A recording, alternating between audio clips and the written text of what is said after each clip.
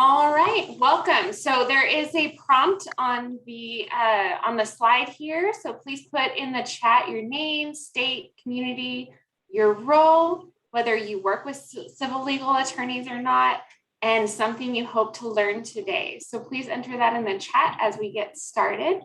Once again, my name is Alicia Lord.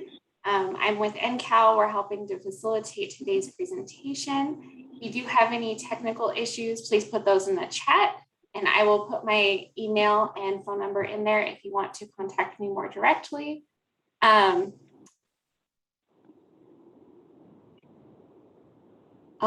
one more person. Okay, sorry. And then we're restarting. All right, welcome everyone today. We're going to get started here in just a minute. If you do have any tech issues, once again, please put those in the chat and I'll contact you directly to help you work through those. We're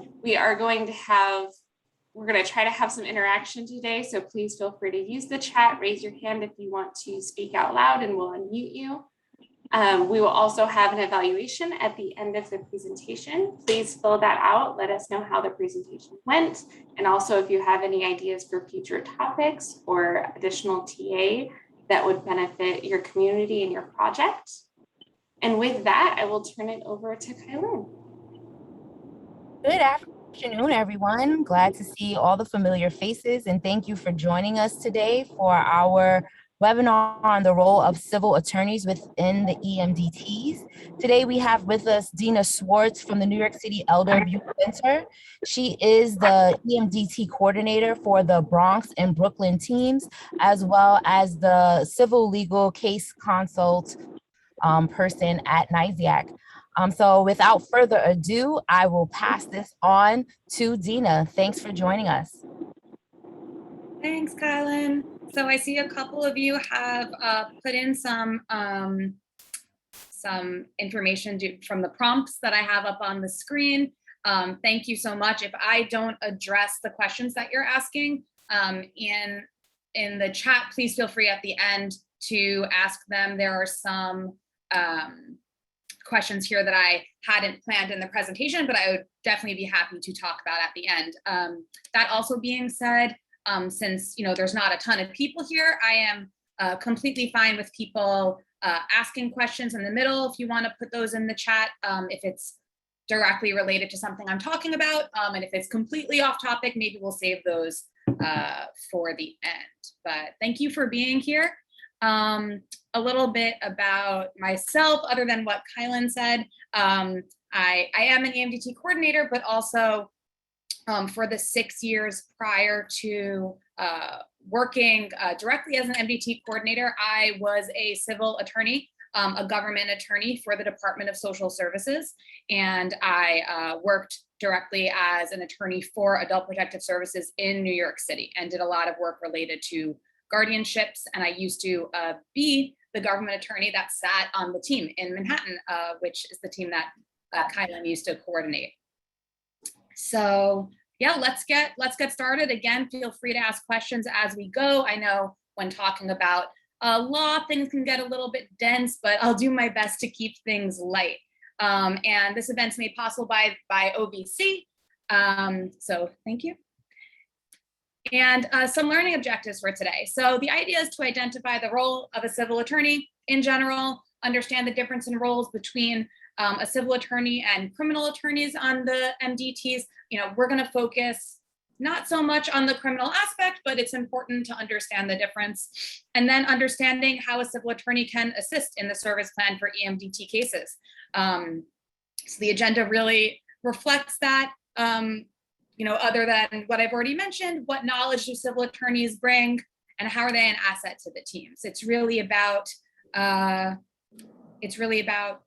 how can they be used on teams? And I see that we do have some folks here who do already have attorneys, some who would like to have attorneys, some who are concerned about conflicts of interest, and we'll try to get to all of that. So just a little bit, we have criminal law, which people hear about a lot, and civil law. Criminal law, it relates to laws established by the government, right? So when there's a prosecutor on a case, a prosecutor is conducting cases against those accused of committing crimes on behalf of the government. So, when you're thinking of criminal cases, it's always like the people, right? So it's the people, like the government against a person. And most of these cases, if they're a criminal case, would result in sentencing if someone is found guilty, which could lead to incarceration, right?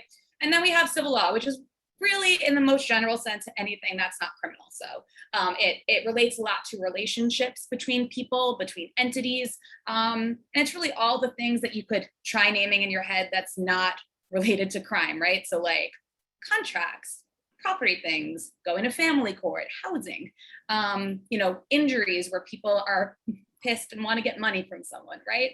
And aren't trying to get them behind bars. That's what we're talking about. So, one thing to think about when we're thinking about having criminal lawyers, so again, that would be normally criminal defense attorneys, or for EMDTs, it's people from the DA's office.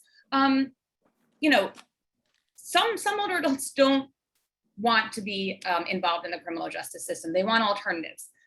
For one reason, it just might not suit their needs. The issue they're dealing with just might not be criminal, might not rise to the level. It doesn't work, right? It doesn't fit.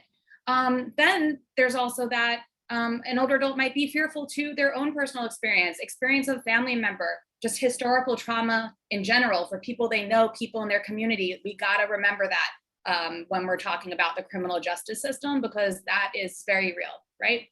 And then also the third thing that I'm sure a lot of you hear when you're working on cases is that a lot of people, they don't want to get someone in trouble. A lot of the people who are, alleged abusers are family members, people who maybe at some point in their life they had a good relationship with, maybe even now they look at their relationships as good.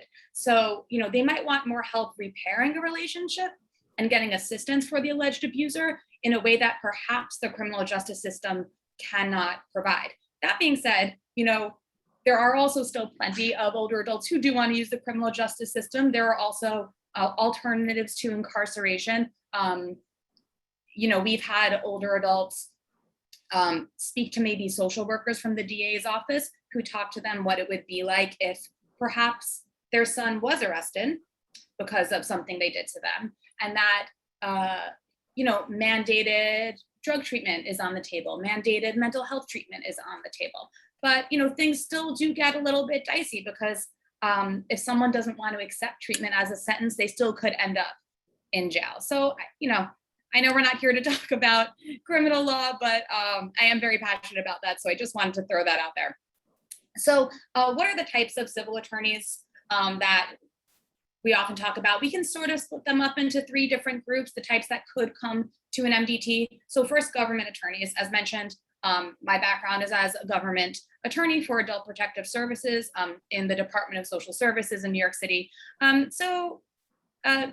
These attorneys usually, they represent government agencies and programs. Could include the Department of Social Services, but also can include someone related to public benefits, shelter systems, public mental health programs, people who deal with compliance and confidentiality in government. So they really could have different backgrounds and different areas of expertise, but something that is sometimes an issue is that their expertise could be limited in scope. For example, in New York City, the government attorneys that we have come to our teams, they work with the Department of Social Services, primarily adult protective services. Also, they work with the HIV/AIDS Services Administration, which is a program we have in New York, and also some Medicaid programs. But these attorneys, they know a lot about guardianship. They can know a little bit about housing court because it's tangential to some of what they do. But it can be easy for a government attorney to have basic knowledge to things tangential, but it's often still a bit limited and a little bit niche. And in discussions with, people at MDTs, that can be a limitation with some government attorneys. That being said, they've been invaluable to our teams, particularly in talking about guardianship or conservatorship, which comes up a lot. Then the next type is nonprofit legal services. Did someone have a question? No. Yes? Sorry. Tina, did you have a question? No, sorry about that. It's okay. We're talking about, a lot of people when they're talking about nonprofit legal services might call it legal aid just in general, but there's lots of different legal services organizations out there. These attorneys and the organizations they come from tend to have a wider range of expertise. They might come from a certain practice area, but they have colleagues with whom they can consult. So the range of issues are huge, right? So in New York City, we have attorneys that come to our meetings. Some of them specialize in housing and real estate, but they might be able to run out of the room and call one of their colleagues in family law to help answer a question if they don't know the answer, which is really cool. We've had attorneys do that, be like, 1 second, when we were doing these in person, 1 second, I'm gonna run out and let me get an answer, and they'll get an answer quickly. Or, because the types of issues in law that come into play at the meetings, we have to, make sure that the people at our teams are humble and let you know that they don't know the answer to a question. And I think that kind of goes for every professional that's at a team, right? I think people really want to have answers and be able to give answers, but I think it's of particular high importance for attorneys to not say that they know about something or a process when they don't. But it's been really great being able to work with attorneys from legal services offices, because if they don't have the answer, they often know people who have the answer. And we also have attorneys who have been working for so long that they've been in different practice areas.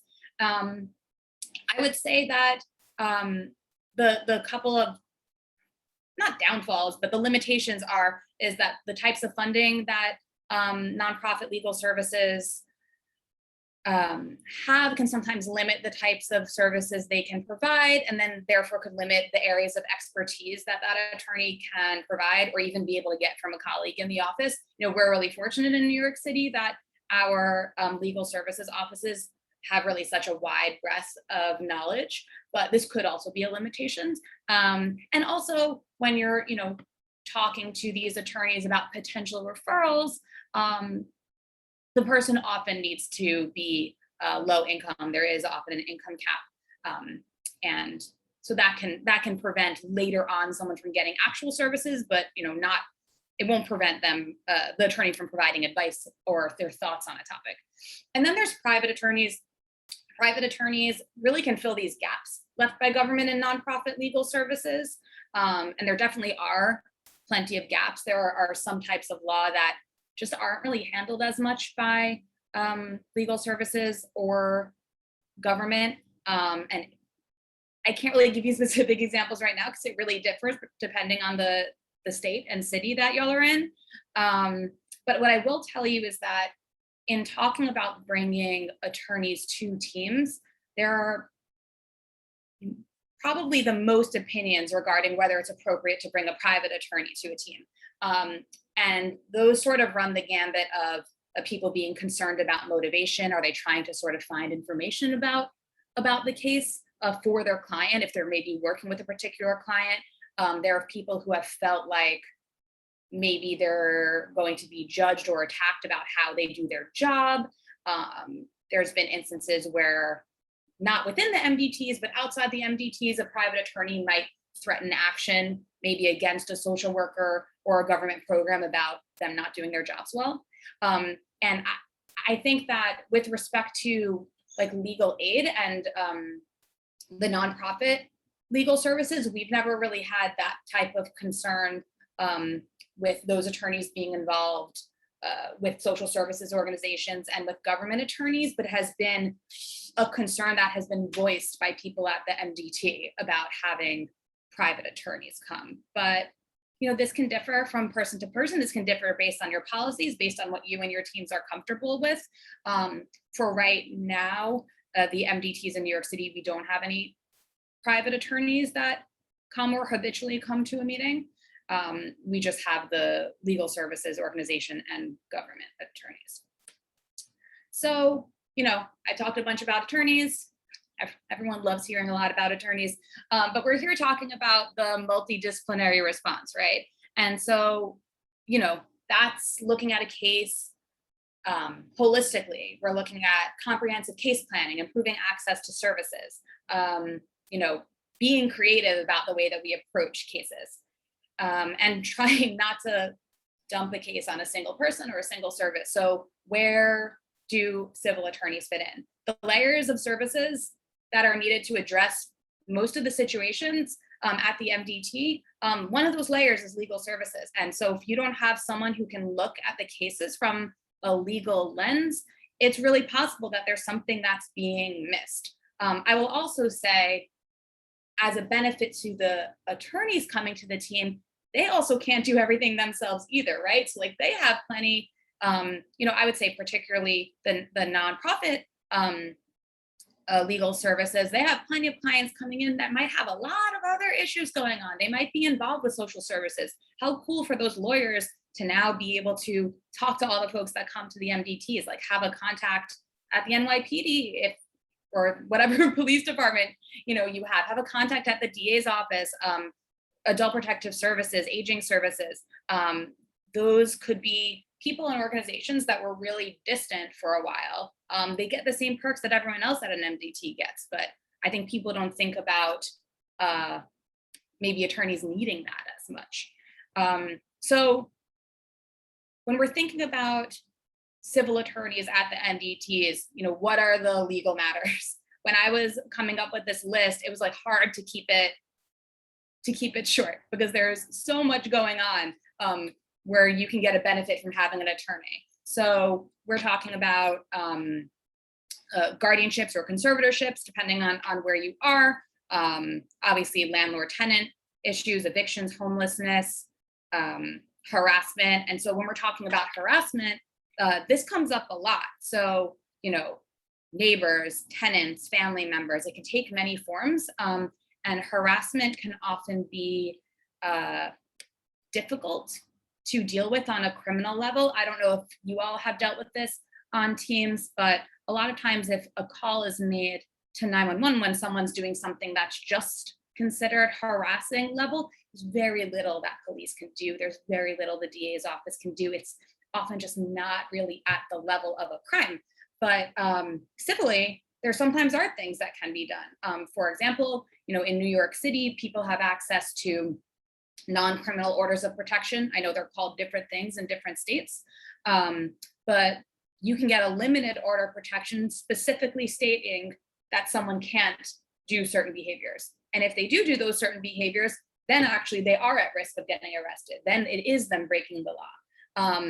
And so something that at one point wasn't sufficient to, you know, get someone in trouble with the criminal justice system now is by using, you know, civil law, by using family courts or wherever that's done in the state and city that you're in. So other things are real estate issues. We have this a lot in New York City. Deed thefts are huge. Foreclosure issues, scams. I'm sure you all have dealt with lots of scams, and that older adults are of course targeted. You know, social security scams, lottery scams. We've also, you know, we see a lot of sweetheart scams too, which really prey on, you know, the loneliness that some older adults experience. We've had, you know, people exploited that they found for companionship on Craigslist or through Facebook or things like that. And it can be really, really difficult. And we've had, you know, in New York City with our attorneys, we've been able to have the benefit of our attorneys talk through what can be done, what sort of documentation needs to be made, how they can try to get people to stop calling, language to use to maybe reach out to Facebook and tell them that this is happening and see what they can do to stop it. So there's a lot there. Fraudulent contracts. We have people signing contracts or sign the signature of an older adult instead of them without them knowing. So figuring out how to deal with that. Capacity to sign documents, that also comes up a lot. And this is a big multidisciplinary topic, right? So, you know, when you're talking about legal documents and an older adult who might be having some capacity issues, that is a perfect time to be talking at the MDT, capacity means different things for different professions, and different types of decisions don't require the same level of capacity. And also certain decisions can be made when someone has like a moment of lucidity. So if there's someone who often seems like they have memory loss and maybe don't have decision-making abilities, if they have a moment where they do seem to have decision-making ability, they're allowed to sign something even if 10 minutes later they don't. Again, these are all things that you should consult with local lawyers on, but these are conversations that come up all the time when someone says, oh, like, I don't think this person could sign a document. It's not as simple as that. Other things are family law. We already talked a little bit about family law orders of protection, and then understanding legal family relationships. That's a big thing. You know, you have families living together. What do we owe each other? Is there a duty to care for each other? At what point is it someone not caring? And at what point does it rise to active neglect, intentional neglect? And so that's something to discuss. Advanced directives are obviously a big thing. Healthcare proxies, powers of attorney and wills, benefits, health insurance and Medicaid. You know, if we're talking about a situation where someone might be a caretaker and also exploiting, being able to provide the legal support to organizations as they're trying to figure out alternatives to care is really important. Having someone that understands health insurance and understands the complexities of Medicaid to help people plan can be really big. Consumer protection doesn't come up that much, but you know, there are some times that if someone is being financially exploited and maybe their vulnerabilities are being preyed upon, that it's also maybe not coming from a trusted other, but you know, from a store or a company. And it's always good to have someone to be able to talk on those.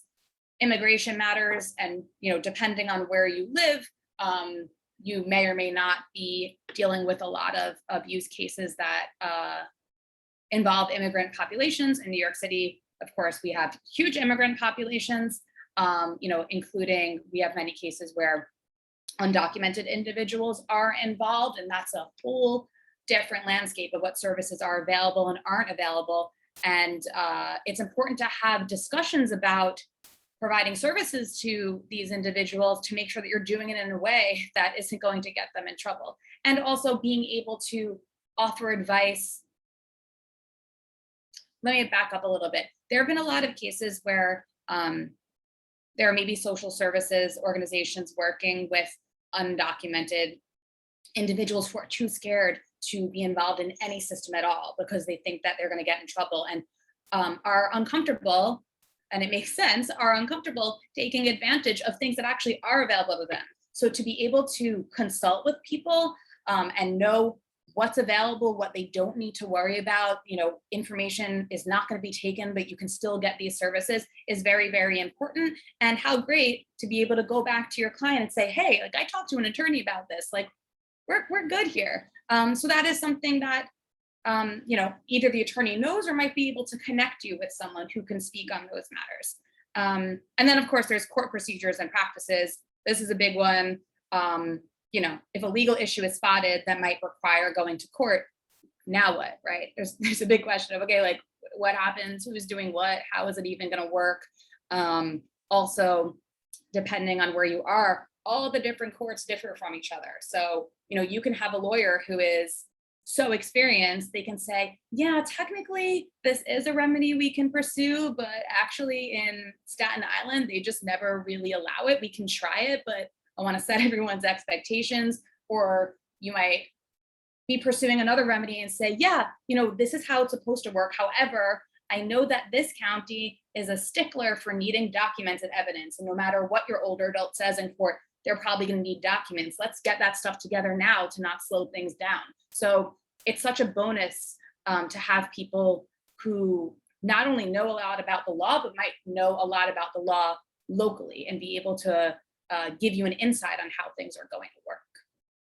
I've been talking a really long time. Is there anyone that has any questions about this part so far? I know we have some questions from before, but does anyone have any questions right now?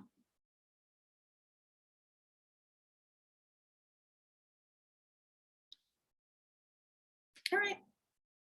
I'll leave it to you to ask more questions at the end. So civil attorneys at EMDT meetings, you know, what would you expect them to do? What do you hope that they're going to do? We talked about categories of law that they might know about and how those categories of law might relate to MDT cases, but you know, what do you hope that they would do at a meeting? This could also be a non-rhetorical question. Does anyone have any thoughts? Anyone who doesn't have a civil attorney at their meeting want to say anything about what they would hope an attorney would be able to do at their meeting?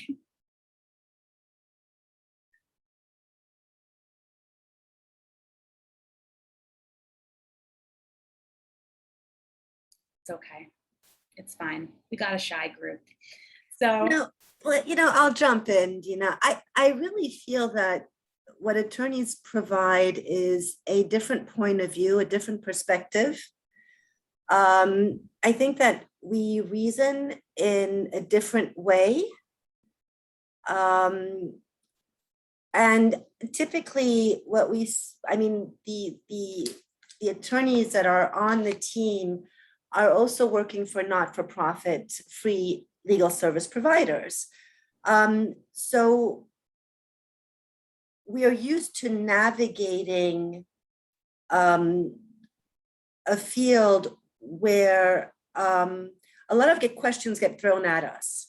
So it's very different than I think than in private practice, where attorneys, they work in a specific area of practice. So I don't know, matrimonial law or trust and estates or housing.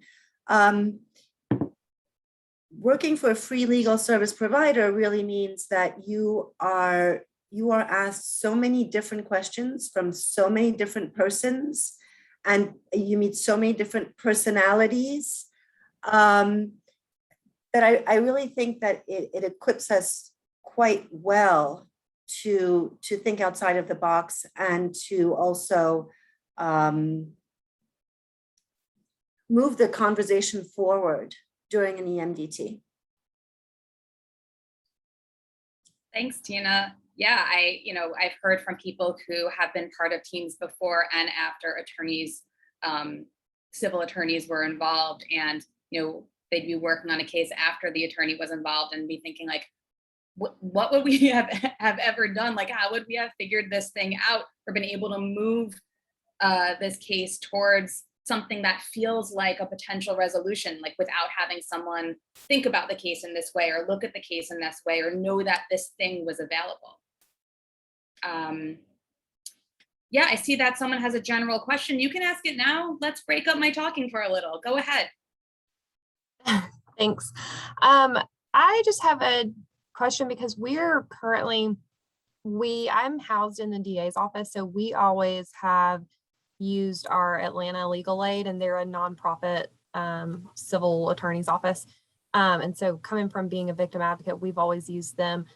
And they're obviously great for the MDT as well. We had, they've got a specific like senior citizen project that they have. So we had a lady come to our last MDT, and she just kind of spoke about the project, and especially with like a lot of like the housing stuff that you mentioned, that they can help with that.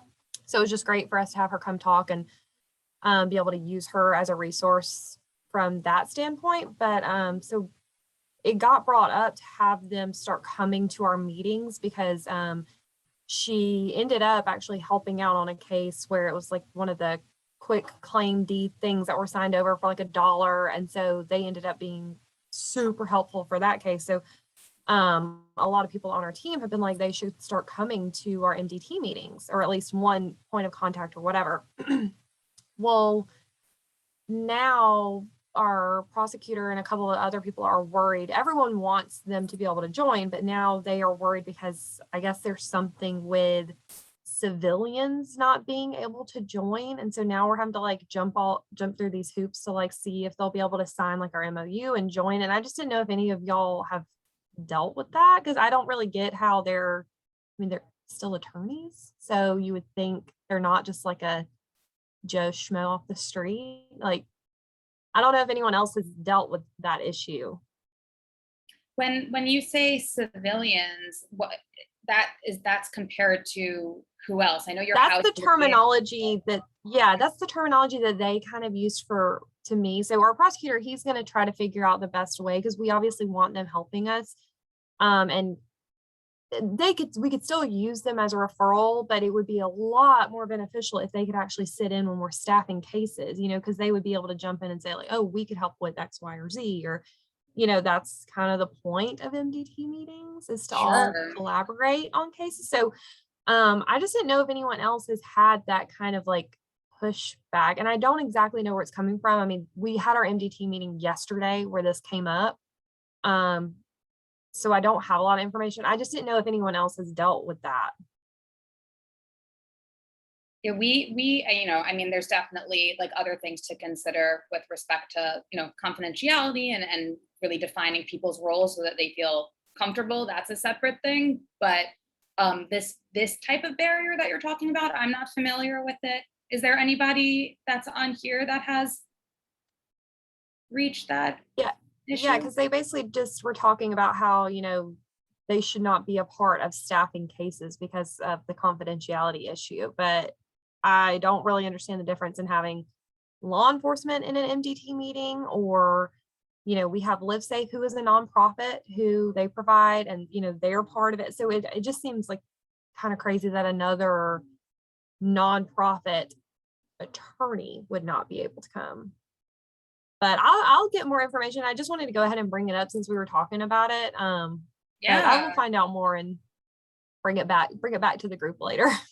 Laramie, does Live Safe get county funds? What was that, Lisa? I'm sorry. You get county funds. You get Cobb County money. Did they get county money? Live Safe. Oh, I don't know. I don't think so. I mean, they're a nonprofit group. I don't really know. Sometimes the county hires them to deal with their issue, and so it may be that they're looking at county funded versus other people. I don't know. That's a good question. But either way, you've got a stumbling block. You've got to figure out a yeah, I'll find out. I'm gonna find out what the actual like pushback reason is, because it was, when I tried to ask, it was a very long roundabout answer that got me absolutely nowhere. So yeah, I'll bring this back up at our next PLG meeting when hopefully I have more information. Yeah, and it sounds like it's possible that there's different types of issues. What Lisa's saying, maybe there is a funding issue that could stop the civilian, whatever that's meaning in this context, from participating. Yeah. But then it also sounds like someone brought up a confidentiality and potential conflict of interest issue. So I think those probably need to be treated separately. But it does sound like this is a new issue, and also an exciting potential positive change if it can work for your group. So yeah, I mean, it sounds like you'll be bringing it up at the PLG, but if anyone needs any more ears on it for any reason, I'm happy to just hear what's going on and hear what the information is. I know I'm not part of your particular PLG. Yeah, I was just thinking, thank y'all very much. In terms of confidentiality, there would be the potential of actually providing the legal service provider with the names of the older adults beforehand so that they can run conflicts. So even though during the meeting you would just use the initials and you don't quite know whether the attorney will wind up representing or actually working actively on the case or what it might be, but by allowing them to run conflicts beforehand, I know that there were meetings during which I stepped out of the room because I was working for a free legal service provider, and we had been somehow involved in the case. So knowing as soon as I heard the initials of the person come up, I would just step out and somebody would call me back in when the discussion was over. Yeah, there can be so many different types of conflicts there. I know that other people in the chat had mentioned that they wanted to talk a little bit about conflicts in general and conflicts related to having the DA's office and civil attorneys in the room at the same time. I think that will save for the end. I want to talk a little bit about specific things that civil attorneys can contribute in meetings. And then if y'all will indulge me, a couple of little case examples that I'd love your thoughts on. And then we can kind of continue this conversation and talk a little bit more about conflicts of interest. And I'd love to hear more specifically what your questions are on that. So, we've already, and thank you so much for bringing that up. I'm sure that what you're dealing with there is at least a version of what a lot of other people will deal with when they're trying to get this process started. But I'm glad you're trying to get the process started. So yeah, we've talked about the types of law that might come up when dealing with elder abuse cases. And of course, that list was not at all exhaustive, but those are a lot of the ones that come up. But specifically, and Tina already talked about this a little bit, about attorneys being able to look at cases in a different way, in a new way that maybe people on the team weren't already. So some of the things they could do is a big one, discuss potential civil remedies and actions, right? And so here we're talking about issue spotting, which is important and difficult, being able to spot legal issues. And a civil attorney might be able to spot one when given the same information that maybe someone else couldn't. And maybe someone else couldn't have recognized one was there because of their specialty training and background, right? We had a case recently where, and again, I'm an attorney. I had no idea what was happening. We had the person on our team go in and look at publicly available deed information and mortgage information, and they were able to interpret it to the team in a way that nobody else would have been able to try to get a sense of what was actually going on. And if there was, some sort of financial exploitation happening with the mortgage, was the deed transferred or not? It was a special type of deed. And that was so helpful. Another thing, and this has to do with moving the case forward, a civil attorney might be able to explain when something is not a legal issue, which is actually more important than you think. It can help the team not dwell on something that they really want to happen. If finally they can say, this is just not a remedy, it's not a thing that's available here. That attorney might wish that it was a thing that was available, but sometimes, and I know you all know this, you get to a point where you have to just move on, even if there's something that you really want to happen, if it's just not available. Also identifying additional information needed to uncover legal issues. So this is a really great way that disciplines can work together. A lot of attorneys might know what is needed to figure out if there's a case, or what's figured out to build a case or work on a particular legal project, let's call it, but they might not be able to get it themselves, or depending on what's going on with the older adult, that older adult might need help doing it. And so that's why working with social services and different types of case managers can be really helpful, because that person can help the older adult gather what they need. They can ask the questions because perhaps that case manager or social worker already has a really good relationship with that person, and they respond better to them and will give information to them. But also just knowing what to ask and knowing what to look for. Do they need bank statements? Do they need copies of a lease, discharge papers from a hospital, court papers? And court papers are a big thing, right? A lot of times you can look at court papers and just be like, what is going on? And a civil attorney can help you try to interpret what's going on. And then also identifying legal services to address a particular issue.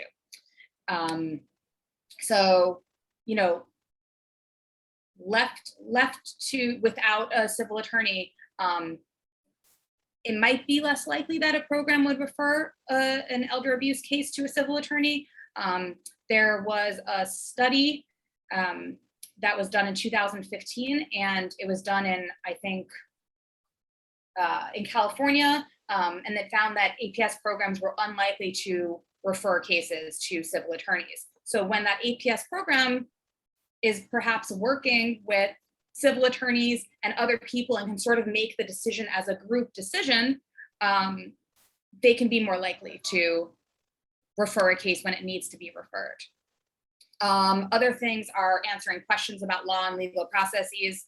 That's huge, right? Because you know, if someone's not a lawyer and they're answering questions about law and legal processes, maybe that information isn't correct. And we talked a little bit earlier about humility and how important humility is in these team meetings. And so often people just want to answer questions because they want to answer questions.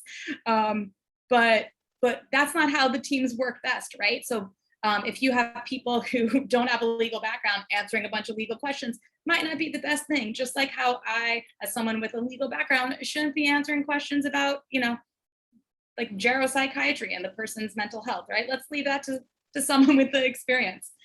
What else? Hold on, I lost my place. Great. Explaining legal terminology. There's a lot of stuff that has lots of jargon. So just in case, that's good. And it's important to have someone on the team who is also willing to talk about the law in a way that's as jargon-free as possible, right? To educate on misconceptions in the law. And, you know, this depends on the group that you're with. But there can be a lot of misconceptions about things such as legal documents, right? So I would say that we get a lot of questions about powers of attorney. There's often a general misconception, right, that people, once there's a power of attorney, that people can't make their decisions anymore, and that only the other person can make all of their decisions. And like, that's not really the case. Just because someone signs a power of attorney doesn't mean that they can't make decisions themselves. So little things like that happen all the time, where someone might make an assumption that the way things are going in the life of the older adult client they have is just how it is because they signed a document or they did this legal thing. And it's great to be able to have a civil attorney around to say, is this how it's supposed to work? And they might say, yes, unfortunately, or no, actually, that's not how it's supposed to work at all. They could also advise on changes in law. So for example, in New York State right now, there's huge changes to the power of attorney law that everyone's still trying to grapple with right now. But that might really affect the way that things look going forward and whether or not powers of attorney are valid and the way that institutions can treat them. And so being able to have civil attorneys to learn about this and figure it out and report back to the team is really great. We already talked about court papers and legal instruments. The last two are interesting. So talking attorney to attorney. I have found, and I've talked to others about this, you know, if there's an attorney working on a case or maybe an attorney in the room of a different discipline, you sometimes might need another attorney to be there to feel confident enough to challenge what that other attorney is saying. There seems to be, and again, this differs person to person, team to team, sometimes a little bit of a deference to what someone who is an attorney is saying and assuming that it's right. And it's really important to have other people around who are willing to ask questions about it and maybe not make assumptions that everything that someone is saying is correct. I think that, you know, I've talked to people before who aren't attorneys and they say they feel reluctant to challenge an attorney on what they're saying because they think maybe I'm misunderstanding it. You know, it's too complicated, maybe I'm misunderstanding it. And so to be able to have other attorneys to challenge what another attorney has said, it comes up more often than you think, and it is really valuable. And then also a final thing is that sometimes attorneys have easier times getting others involved in a case to answer questions. And that doesn't mean it's because that attorney deserves to get the information. However, there are situations where, for whatever reason, the attorney somehow is heard or responded to or listened to when others aren't. And I think that that is sad and a shame. If the information is the type that you are allowed to give, you should be giving it to whoever, not based on their job or schooling. But unfortunately, that does happen a lot. And, you know, again, even in cases where lawyers don't have any sort of extra authority, if they hear a lawyer, they might respond. So, you know, we often have cases where like no one will give something to APS, and then, you know, maybe a government attorney, someone will chime in and say, hey, can you reach out and see what happens? And then, you know, 2 days later, all of a sudden that person has a huge response. And again, it's not great, but it is the reality of a lot of situations. So before we get to, let me do a time check. Great. Before we get to the the case examples at the end. I just want to talk a little bit about how civil attorneys have been able to make a positive impact during COVID. We have had so many changes in court operations. They were closing, then opening, then sort of closed, but open for virtual hearings. And then no one knew what was going on. And I'll tell you, we had these civil attorneys coming to our meetings who, again, importance of humility, would say, I don't even understand what's going on. And I get every announcement and I make every phone call and I'm doing the best I can to tell you how things are working. But it was really, really helpful when family court orders of protections very quickly went virtual. So, the courts wanted to make sure people could get orders of protection, but it was almost like a grassroots manner in the way of which the information was sent out. Like either you had to know someone who knew it was happening, you had to physically see a notice on the courtroom door. So we were able to, because of the relationships with all these attorneys on our teams, gather all that information and make sure all these different organizations across the city knew that these things were going on, which was great. And we could not have done that without them. Also updates on eviction moratoriums, obviously there's federal ones, but there's been like state ones, and having us know how they're treated in the city, having us understand how housing courts in practice are dealing with the moratoriums has been really, really important. And then also financial assistance. So, I'm sure whatever state or city you're in has different types of programs related to rental arrears assistance they can or can't provide. But some of those things changed during the pandemic. And not only that, we'll find out inside information like, oh yeah, usually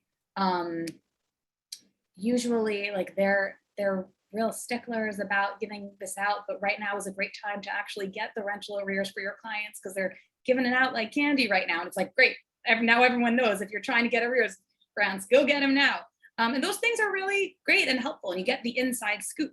And then there was also, information for clients about how to navigate the unemployment benefit system. I don't know if any of you or people that or in your family or clients, had to deal with that.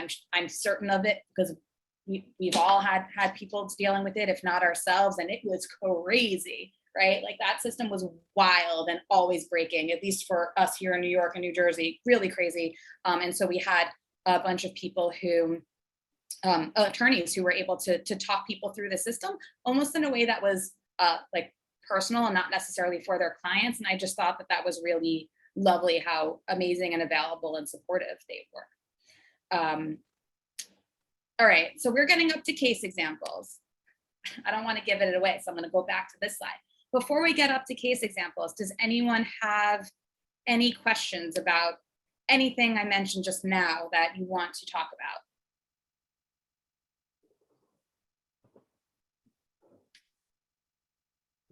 All right, so we're going to quickly go through a couple of case examples. We're going to run through them fast. We're running out of time. I want to make sure we have a couple of minutes to talk about conflicts of interest at the end and any questions. But as I'm talking through the case, think, what legal issues do you see? How might a civil attorney assist? What might they do here that another EMDT member might not be able to do? All right, so we got 3. If we don't have time, I'll have the last guy not get discussed. These are not real cases, by the way. It's just bits from real life. I want to let you all know that. These are, no confidentiality issues. So, okay, we got Henry. He's 91. Henry lives with his daughter. The daughter keeps threatening dad, I'm going to kick you out. But Henry says, you can't do that. I own my house. I own my house. A concerned family member thinks that the daughter has been going to the bank for Henry. Henry was refused to an elder abuse community organization who says, Henry, I think you should look at your bank statements. Like, people are concerned about you. He discovers huge withdrawals. All right, there's not that much information here. What do you guys think? What should happen now? What are the next steps? What might be going on? What legal issues might be happening? What more information do you need?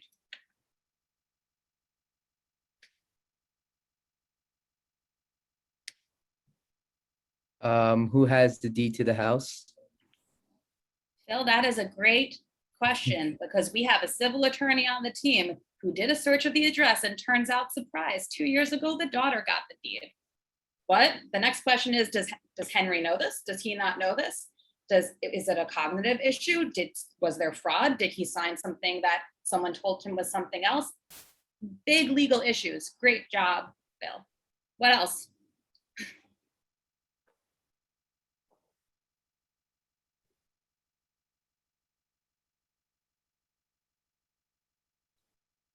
Hey, I'll jump in again. I don't like hearing crickets. Yeah, so how is there a power of attorney? Basically, bottom line, between the bank account and how was the deed transferred? Was it transferred? Did he transfer? Did he sign it? Did somebody else sign it on his behalf? I mean, there was a title company involved. There's no way that they would put their neck on the line when they're transferring a house. So there was a power of attorney that was involved, or if there was a power of attorney that was signed specifically at that bank. Tina, these are really great questions. And what happened here in this case is that the elder abuse organization reached out to the bank. No one wanted to talk to them. They got that civil attorney involved from the MDT, who they got permission from their client for this person to reach out. And you know what? There was a POA with the bank and the daughter had been taking money out. Raises big questions again. Did dad want this and changed his mind? Did dad not know that was happening? There are a lot of things to look into on this case, right? And let's say that there was fraud or he was tricked into signing the deed. There now could be opportunities for the civil attorney to help make referrals about where to go to get help with that. We have a case that has been dealing with for a long time where the legal aid attorney was able to connect someone with pro bono counsel who's working really hard to get the Henry of that case the deed back. So thank you all. Let's do another one. So we have, you know what, we only have time for one more. Yes. Deena, you actually touched on an important point. Just to expand that a little bit more, it is true that most free legal service providers, they have a network of pro bono attorneys in private practice that work pro bono. So when we wind up with cases where we can't represent, or it's outside of our wheelhouse, or for whatever reason, we have often the ability of placing those cases, which is amazing, right? Because they're getting top-notch, big law firm with big resources, representation for matters. I'll be quiet now. Yeah, and it's been really, really, really helpful. There are a lot of people who have been able to use those services when it's the type of case that the free legal services can't handle, but they see that it's really worthy of trying to find an attorney. Great point, Tina. I'm realizing I have a slide about resources I'd rather get to. So although I really care about Nina and Freddie, we're going to skip over them, but I want you to know that the lawyers did an amazing job in these fictional cases.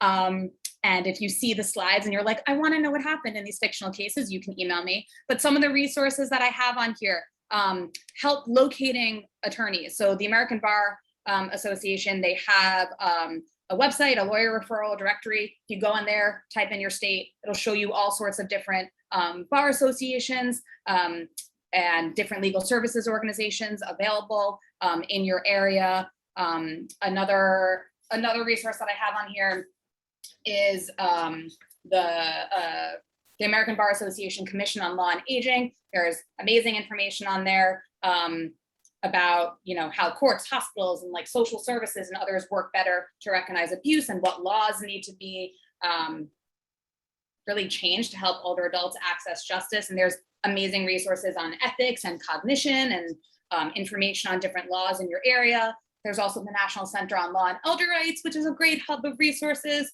that really focuses on a client-centered advocacy. Love it. Justice and Aging, they focus on fighting senior poverty with legal tools and really use laws to strengthen people's social safety net, because if they have access to things like transportation and day programs and social supports, they'll be able to advocate better for themselves, right?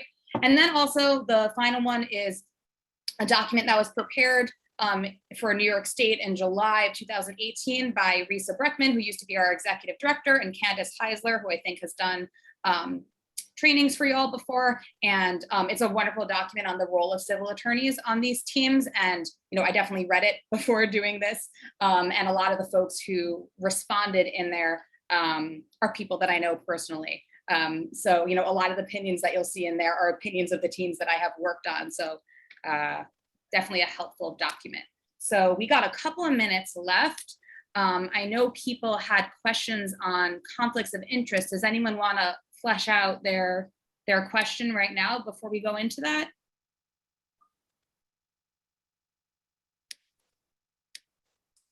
Laura had that question and she had another meeting she had to jump to. Oh, okay. Well, you could also share, I don't have my contact information up here, but you can share, I'm happy to just, chat to the extent that I can about that. I'm taking the slides off just so people can see each other if they're on video for this end. Was there anyone else here was there more than one question about conflict of interest? Was there someone else too? Laramie, I think your question might have gotten discussed earlier. Right.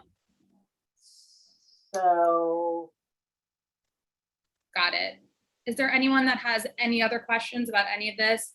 I know I said a lot, I talked a lot. Happens.